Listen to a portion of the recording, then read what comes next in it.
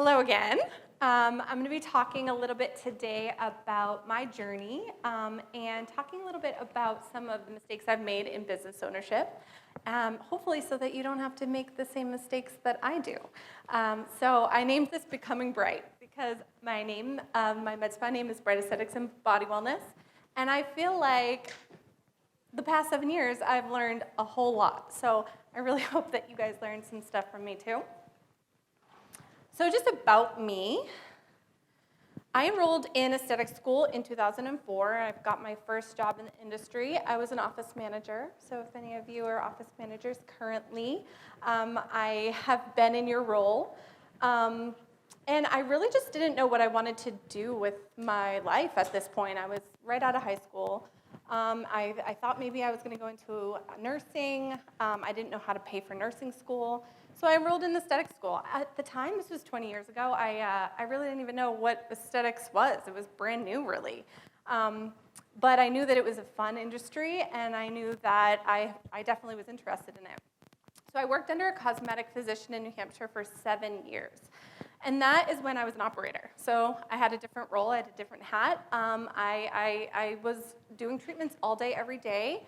I learned so much at this point in my career. I feel like I learned almost the most at this time, and just how to talk to people, how to be with people, how to touch people. All those things are just so important, and they have definitely carried on in my career. I fell in love with the medical aesthetics industry. I did not know that 20 years later I would still be in it, to be honest, at the time. But I can tell you that I have done so many different things in this industry, and I'm learning all the time. So I still can say that I'm still in love with the medical aesthetics industry. In 2011, I moved to Boston, and I managed an established skincare center with 3 locations. So this was a big move, a big job for me. I was a general manager. This was the first time that I was making big decisions for a company.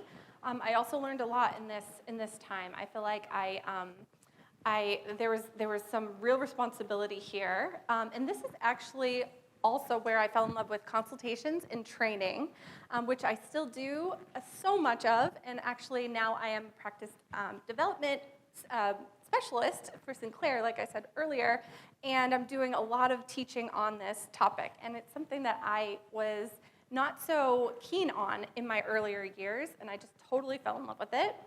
But I also had my first experience with Viora, which is now Sinclair at this time. We purchased a device, and I got the most amazing clinical training of my life. I had been in the industry a long time at this point, and I had never had a clinical training like this before, where I could tell that the person really wanted us to understand the information on a deep level, and so that we could teach our clients. And it was a very eye-opening experience for me. So I became a clinical trainer. I became a clinical trainer and practice development consultant with Viora in January of 2014. And I did that for a long time. I kind of burnt out on travel, and I saw a need. So in my area, there really was a need for a great med spa that offered a lot of these treatments, and that just had like a different tone to it, that I could go at it at a more like educational standpoint with my clinical training background. And so I was really excited to open at the beginning. I wanted to start really small. That was my big thing. I wanted to start small. I'm just going to go small. I'm just going to small. And then I found a space that was probably bigger than I should have gone to right away. But we went small. We went slow. And we actually ended up opening our second location in August of 2022. So this is just a little bit about Bright, my baby. We have 2 locations, one in Manchester and one in Nashua, New Hampshire. We do laser hair removal, photo rejuvenation, skin tightening, body contouring, lash services, fractionated radiofrequency, diamond tip microdermabrasion. We use dermafuse, dermaplaning, hydrofacials, pre-made dermafacials, I talked about before, acne clearance, vaginal rejuvenation, medical massage, neuromodulators, dermal fillers, weight loss, and medical-grade skincare. So our mission: to create a cosmetic medical space in southern New Hampshire that builds a client's base rooted in confidence and kindness, integrity, knowledge of their skincare provider, create a clean, safe space that anyone and everyone, regardless of age, gender, status, or appearance, feels welcome and accepted, to provide consistent result-oriented solutions to our clientele so they leave us feeling more confident, more informed, and excited to come back, and to create a sought-after employment opportunity for people with high integrity that value learning, growth, and becoming masters at their craft.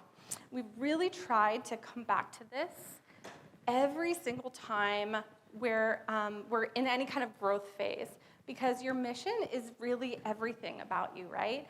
And if you don't have a mission statement, I urge you just to write it out, something out that really just defines who you are as a business and who you are as a provider. It will really help you in your business.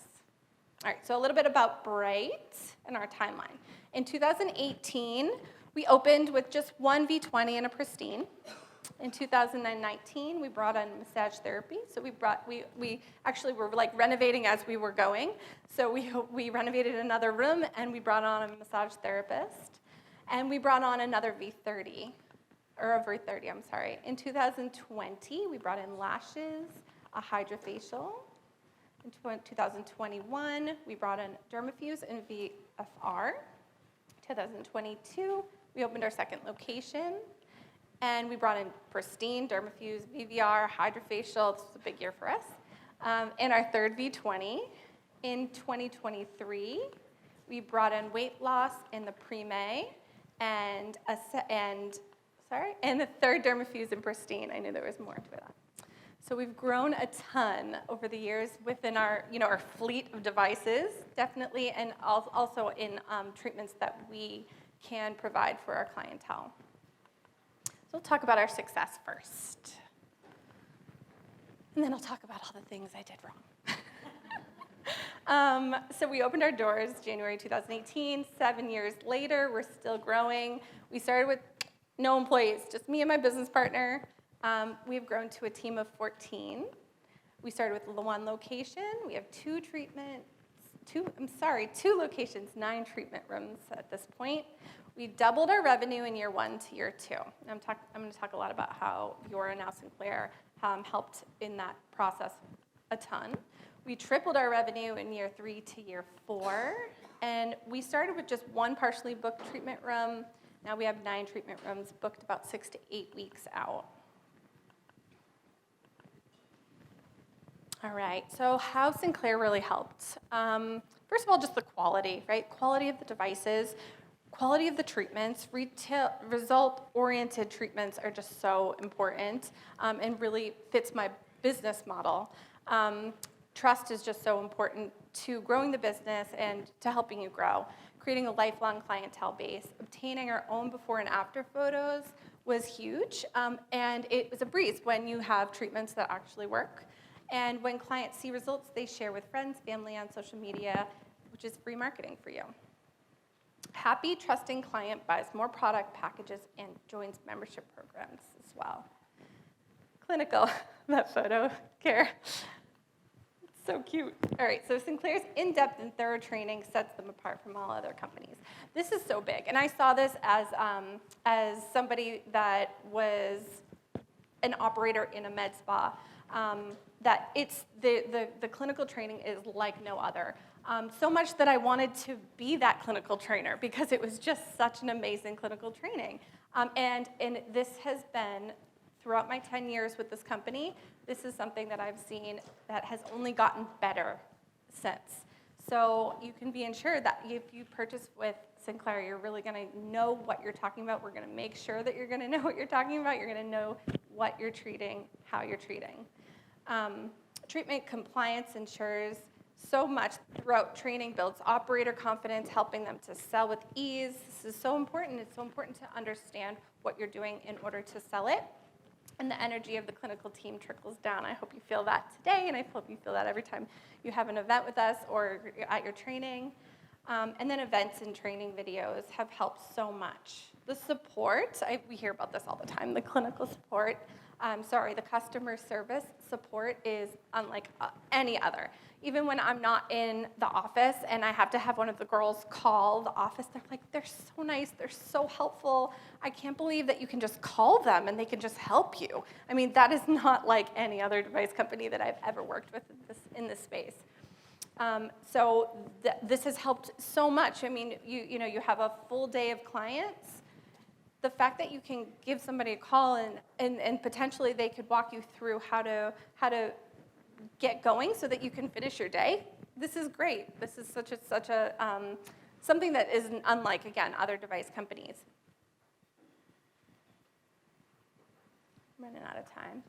So solutions. The fact that there's always solutions being created within this company that I don't necessarily need to bring on a whole $150,000 device or more.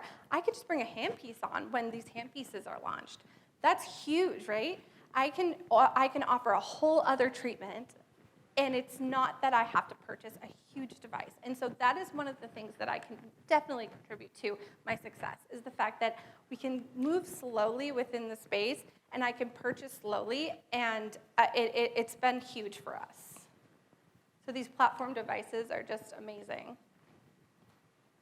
So new devices such as the Premay, the Dermafuse, these are all, again, things that have come out that have just really helped transform my practice. All right, so what we've done right. We started small. For us, this worked. Everyone does things a little bit differently. So we definitely started on the small side and grew, and that's helped. We prioritized training. Of course, I'm a clinical trainer at heart, right? So that has been really important to me. And if that's something that you feel like you're lacking, you feel like you're not prioritizing putting that time into your clinical training, I would say that you're doing something very wrong. It's very important to feel very confident in these treatments that we do. And then we prioritize integrity. If a client comes in and they're just not the right fit for our practice, or they're not a right fit for this treatment, it's okay to say that you're not a good fit for this treatment. And so I think that was something that we've done from the get-go that has been really successful. We focused on the individual strengths and interests of our clientele and for ourselves, right? So the things that don't feel like work to you, do those. The things that are hard to do, sometimes we have to do them as business owners, especially until we find the right fit. But if you can delegate those things, your life is just going to be so much happier. And so that's something that we've always done as partners, is that we've focused on our individual strengths and interests, and then also been able to delegate things out. And we've always created a family-like atmosphere. I'm like a cheer mom in there. And our girls definitely feel that. And I try to keep it that way. I feel like I feel this way when as an employee of Sinclair, and I've really tried to keep that going within my business. And it feels so good to be a part of something, and I think that if you're not making your office feel kind of like home to your employees, they're going to start looking elsewhere. But creating that family-like dynamic is very important. All right, so now I'll get into the good stuff. What we've done wrong. First off, our brand. When we started, I will tell you, I did not put a lot into our brand at all. I was like, let's get going, let's get started, let's start making money. And so this was our first logo. My sister created it, actually. And as much as my sister is very talented, if she ever sees this, she is very talented, but we just didn't put a lot into it, right? I was like, okay, great, yep, fine, throw it on the wall. Great, let's go. Our new brand that we launched just a few years ago just really represents us a little bit better. This is our Bright Skin membership, and we put this on everything. Our brand is everywhere. I wear the t-shirts. I've actually just given, I should have added a picture in, but 2 of my employees just had a baby, and I sent them onesies with the brand on it. So it's literally on everything, even their children. So we do pens, client folders, website, brochures, t-shirts, bags, lip balm, signage, everywhere, in every room, social media, and business cards. So something that I feel, it's the hardest thing. I think that I've talked about to like 3 or 4 people already in this room about employees and how you find the right employees, how you keep employees. It's the hardest part of business ownership for sure, at least for me. But I think that looking at things a little bit differently has helped me in this department. So management is forcing people to do things that they don't want to do, while leadership is inspiring people to do things they never knew that they could.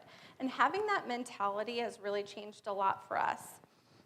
One thing that we definitely did wrong at the beginning with a few employees is that we really got frustrated with their weaknesses and we didn't utilize their strengths, right? So we want these cookie cutter employees that do all of the things right. We're never going to find that. So find out what your employees do right and let them do those things, right? So if your employee is just really good at taking care of your client, right? They're not the best at selling now, right? We're going to work with them because everyone needs to be really good and excited about selling. But let them do that and let them do that well, right? I think that we just got frustrated at the beginning. We're like, oh, this person's not selling. We got to get rid of them, which at some point you need to do. So I don't want it to gear you the wrong way. But I do think that sometimes we get frustrated too soon and we don't see the good in people. Micromanaging. This is something I've really had a hard time with. It's our babies. Our business is our baby. So it's so hard to not want to make every single decision. I will say that hiring people that you know have good integrity and that are going to make decisions that are going to help your business grow, and they have the right mindset, if little things happen, it is okay. You will recover. You can move on from it. But if you micromanage every single thing, that they're never going to grow and they're never going to be able to make decisions on their own. And that was something that we had a really hard time with in the beginning and have learned that we just need to let people fly and not make every single decision for them. At the beginning, we were like, let's get every single experienced esthetician in here, right, in the area. I don't hire that way anymore. I actually hire for integrity.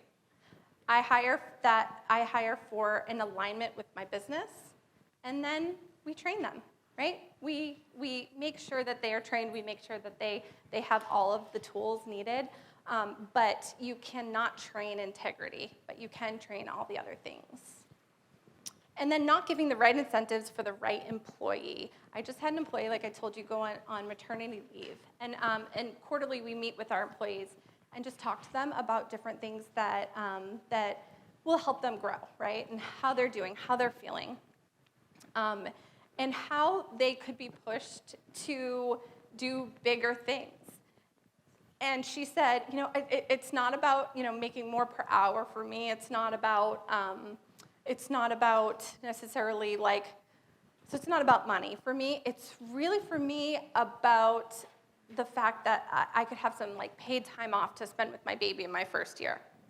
Great. Give them some incentives and give them some goals, and when they hit it, then they can have different kind of incentives.